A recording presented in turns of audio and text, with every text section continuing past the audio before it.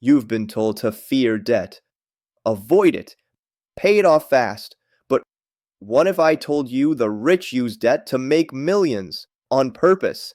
Today, I'm going to show you how the rich use debt as a financial superpower and how you can too, even on a normal income. Alright, so let's start with the basics. If you walk away with nothing else today, understand this. Not all debt is created equal. You've got good debt. Think of it this way. Good debt buys assets that grow in value or generate cash for you. It's like planting a money tree. And you've got bad debt.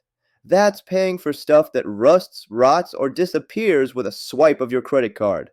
It's a hole in your wallet. It's really that simple. The key takeaway: only borrow for what pays you back. If it's not generating value, it's probably bad debt.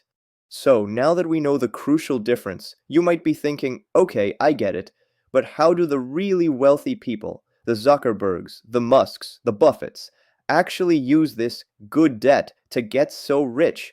Is there a secret formula? Absolutely, and it's not what you think. Let's crack open the billionaire's secret playbook. First, Mark Zuckerberg. The guy could buy a small country with his couch cushion money. But he took out a mortgage on his mansion at something like 1 point something percent interest. Why? Because he knows his investments can make him way more than 1%. It's because he understands the spread. The money he makes, say 10% in the Meta stock, is way bigger than the money he owes at 1% interest. Next, Elon Musk needs cash, but doesn't want to sell his Tesla stock and trigger a bazillion-dollar tax bill? He just borrows against his shares at a super low rate. He gets the cash he needs, keeps his stock. And if Tesla goes to Mars, he gets all that upside. Next, the granddaddy of them all, Warren Buffett. His company, Berkshire Hathaway, owns insurance companies. You and I pay our premiums today, but claims, those get paid out way later. That pile of money in between is called the float, and it's basically a giant interest-free loan from us. He invests that float and compounds it into mountains of cash. He literally built an empire on an interest-free loan from millions of people. It's so brilliant it should be illegal, but it's not. Okay, that's how billionaires do it. But what if you're just trying to pay rent, build savings, and not screw up your credit? Can you use debt like this? Actually, yeah. First, use debt to buy skills that make you money. Say you borrow $5,000 for a coding boot camp. After a few months, you get a job that pays $20,000 more a year. That's a win. That's good debt. It's not about borrowing to buy stuff. It's about borrowing to buy income. Ask yourself, will this make me more money than it costs? If yes, then might be worth it. If no, then probably not. Second, use debt to buy assets. Let's say you buy a rental property.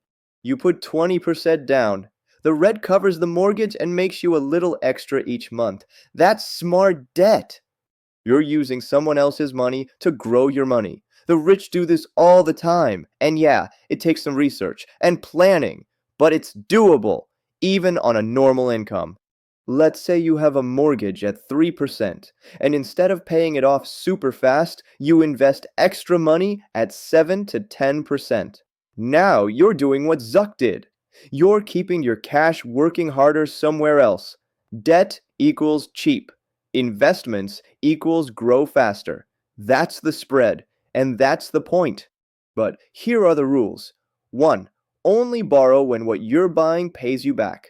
Don't let your debt go brrr like the money printer of US. You're not a country. 2. Keep a 3 to 6 month emergency fund, always. 3. Protect your downside. For example, if you're buying real estate, use an LLC. So the next time you hear debt is bad, remember, it's not about fear, it's about strategy. The rich don't avoid debt, they use it to build. Now you can too. Like and subscribe if this changed how you think. And tell me in the comments, what's one way you'll use this strategy in your own life?